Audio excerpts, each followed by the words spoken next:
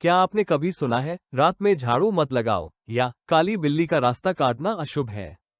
शायद आप सोचते होंगे ये सब तो बस अंधविश्वास है, लेकिन क्या आप जानते हैं कि हर एक नियम के पीछे छुपा है एक गहरा कारण और जीवन का अनुभव? सोचिए जरा, पुराने जमाने में जब लोग रात में कहीं जा रहे होते थे, अंधेरा होता था, सड़कें सुनसान और अचानक एक काली बिल्ली रास्ता काट देती थी। ऐसे में सब लोग रुक जाते थे। अब आप सोच रहे होंगे, अरे इतना डर क्यों? पर असली वजह कुछ और थी। पहले लोग बैलगाड़ी या घोड़े पर चलते थे। काली बिल्ली अचानक सामने आ जाए तो बैल या घोड़ा डर जाता था। कई बार गाड़ी पलट जाती और हादसा हो जाता। इसलिए समझदार लोग कहते थे, रुको जरा, बिल्ली को जाने दो। धीरे धीरे लोगों ने इसमें थोड़ा डर जोड़ दिया ताकि सब माने, और बात बन गई, काली बिल्ली रास्ता काटे तो अशुभ है। असल में ये कोई अंधविश्वास नहीं था, बल्कि हमारे बड़ों की समझदारी थी कि थोड़ा रुक जाओ, संभल कर चलो, ताकि कोई अनहोनी न हो। सोचिए जरा, पुराने वक्त की बात है जब घरों में न बिजली होती थी, न ट्यूबलाइट, बस एक छोटे से दीपक की लौ जलती थी। ऐसे में अगर कोई रात को झाड़ू लगाता तो साफ सफाई तो होती, पर साथ में कई बार छोटी छोटी चीजें भी झाड़ू के साथ निकल जाती, जैसे सोने की अंगूठी, कील या अनाज के दाने। अंधेरे में पता ही नहीं चलता और वो चीज कचरे में चली जाती। अब उस समय के लोग बहुत समझदार थे। उन्होंने सीधा ये नहीं कहा कि रात में झाड़ू मत लगाओ वरना चीजें खो जाएंगी।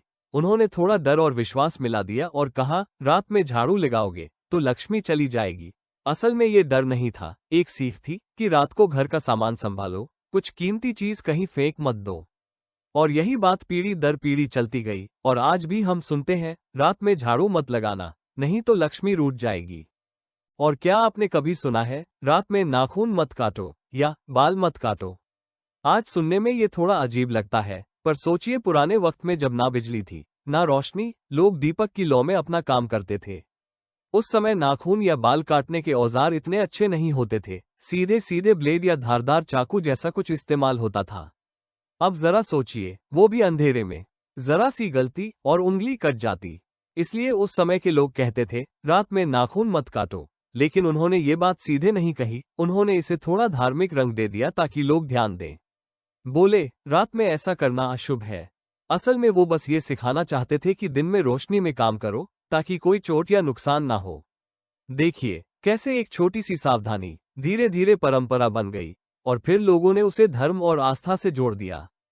ये भी सुना ही होगा आपने, झाड़ू के ऊपर मत जाओ या उस पर पैर मत रखो, अशुभ होता है। आज ये बातें सिर्फ अंधविश्वास जैसी लगती हैं, पर पुराने जमाने में इनके पीछे गहरी समझ थी। झाड़ू को मां लक्ष्मी का प्रतीक माना गया था, क्योंकि वही तो घर की सफाई करती थी, गंदगी हटाकर घर को सुंदर, सुखी और समृद्ध बनाती थी। अगर कोई झाड़ू के ऊपर से गुजर जाए या उस पर पैर रख दे तो उससे धूल मिट्टी फैल जाती थी, कीड़े मकोड़े निकल आते थे और कई बार झाड़ू में फंसे कांटे या लकड़ी के टुकड़े पैरों में चुभ जाते थे। अब सोचिए, अगर गंदगी फैलेगी या चोट लगेगी तो दवा इलाज पर पैसा खर्च होगा, और जब पैसा खर्च होगा तो लक्ष्मी जी तो रूठेगी ही ना।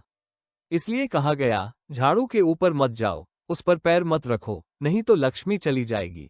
असल में ये कोई अंधविश्वास नहीं था, बल्कि बहुत समझदारी से दी गई सीख थी कि साफ सफाई का आदर करो, घर की चीजों को संभालो और सलीके से रहो।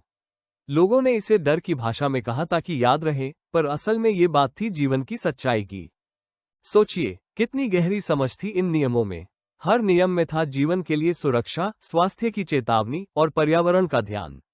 आज हम उन्हें सिर्फ अंधविश्वास कहते हैं, लेकिन जब आप इनके पीछे के कारण जानेंगे तो आप कहेंगे, ये सिर्फ अंधविश्वास नहीं, बल्कि हमारे पूर्वजों की जागरूकता और अनुभव की विरासत है।